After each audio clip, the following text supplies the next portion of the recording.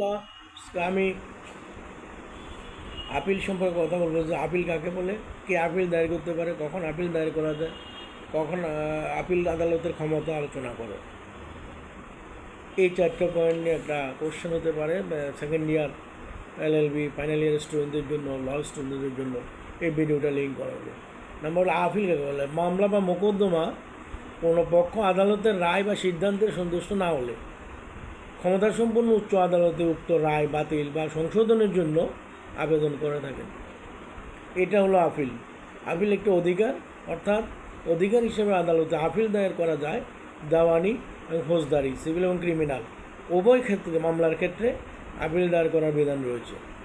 অন্যদিকে review, revision, reference বিভিন্ন প্রকৃতির, অর্থাৎ এগুলি আদালতে অধিকার হিসেবে দায়ের করা যায় না, তবুও এগুলির মাধ্যমে মানুষ বিভিন্ন প্রতিকার পেয়ে থাকে।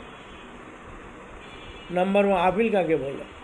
এটা তো বলে আপিল। তা আপিল সংজ্ঞা আসলে 1908 সালে দেওয়ানি কার্যবিধি আদালতে কোনো সংজ্ঞা দেওয়া হয়নি।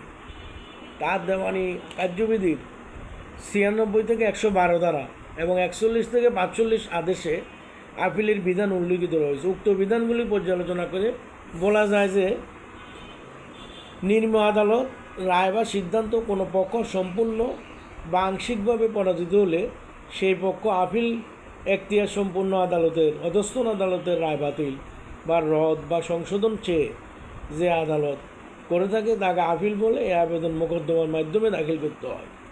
আপিল সম্পর্কে, আপিল যিনি আপিল দায়ের করেন, যে মানে আপিল কে দায়ের করতে পারেন, একটা হলো ক্ষতিগ্রস্ত ব্যক্তি।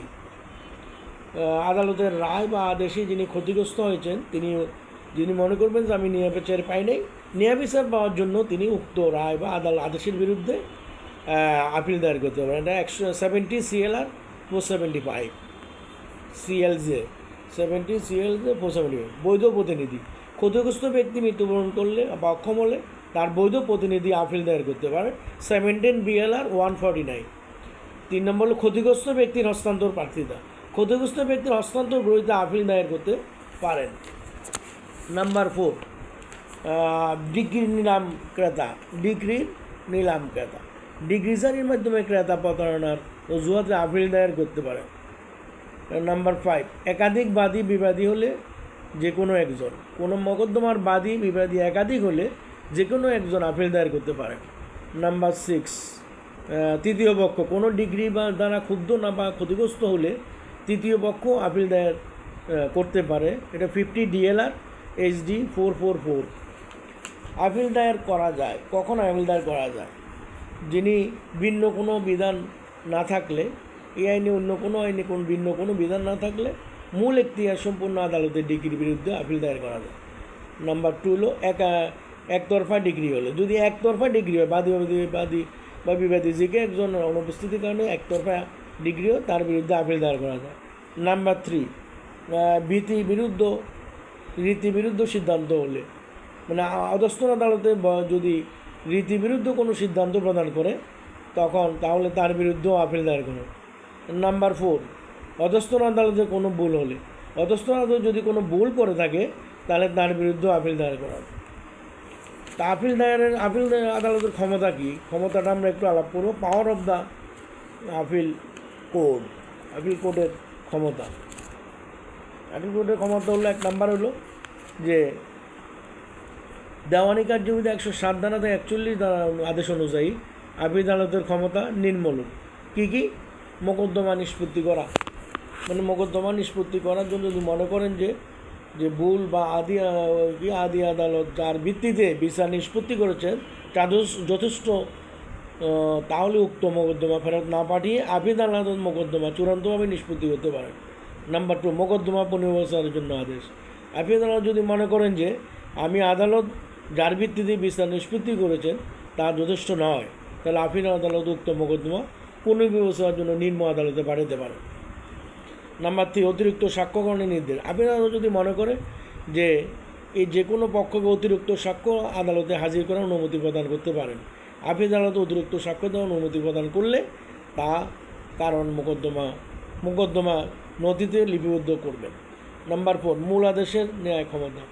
মূল বা আদি এখতিয়ার সম্পন্ন আদালতের ন্যায় আপিল আদালতের একটা ক্ষমতা থাকে। নাম্বার 5 জবানবন্দি গ্রহণ।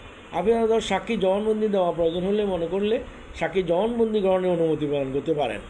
নাম্বার 6 কারণ লিপিবদ্ধ করা। আপিল আদালতে অতিরিক্ত কারণ প্রথম দাখিলের অনুমতি প্রদান করলে তার কারণ লিপিবদ্ধ করবেন।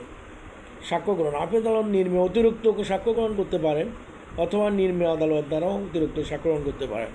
নাম্বার 8 ডিগ্রি বা আদেশ দানের ক্ষমতা। আপিল আদালত আইনসঙ্গত যে কোনো ডিগ্রি বা আদেশ দান করতে পারেন, একে প্রয়োজন মনে করতে পারেন, অতিরিক্ত যে কোনো ডিগ্রি বা আদেশ দান করতে পারেন।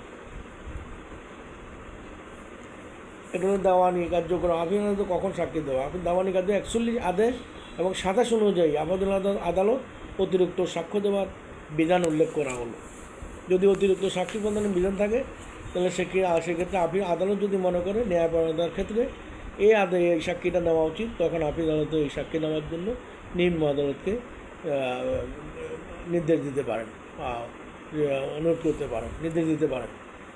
তারপর যে কোনো আদালত সিদ্ধান্তের বিরুদ্ধে আপিল করা হয়, সে আদালত যদি কোনো বৈধ প্রমাণ অগ্রাহ্য করে তাহলে সেই প্রমাণ দাখিল করার জন্য বলতে পারেন, নির্দেশ দিতে পারেন। তাহলে আপিল আদালত কোনো সাক্ষীর জবানবন্দি প্রয়োজন মনে করেন তাহলে সাক্ষী জবানবন্দি নেওয়ার অনুমতি প্রদান করতে পারেন। আপিল আদালত অতিরিক্ত প্রমাণ দাখিলে অনুমতি প্রদান করলে তার কারণ লিপিবদ্ধ করতে পারেন। আপিল আদালত নিজে অতিরিক্ত সাক্ষ্য গ্রহণ করতে পারেন অথবা নিম্ন আদালত তার অতিরিক্ত সাক্ষ্য গ্রহণ করতে পারেন। আপিল আদালত অতিরিক্ত সাক্ষ্য গ্রহণের অনুমতি প্রদান করলে তার কারণ মোকদ্দমা প্রদান লিপিবদ্ধ করবেন। এই হলো আপিল আদালত মোটামুটি কে করেন, কেন করেন এবং আপিল আদালত কীভাবে করেন এবং আপিল আদালতের ক্ষমতা এবং আপিল আদালতের সাক্ষ্য গ্রহণের উপযুক্ত যদি মনে করেন কীভাবে করবেন সেটাও নিম্ন আদালতের প্রতি নির্দেশ দিতে পারেন। সেইগুলোই এখন আলোচনা করলো। LLB সেকেন্ড ইয়ার স্টুডেন্ট সব ভালো থাকবেন, সুস্থ থাকবেন। ধন্যবাদ। আসসালামু আলাইকুম রহমতুল্লাহ।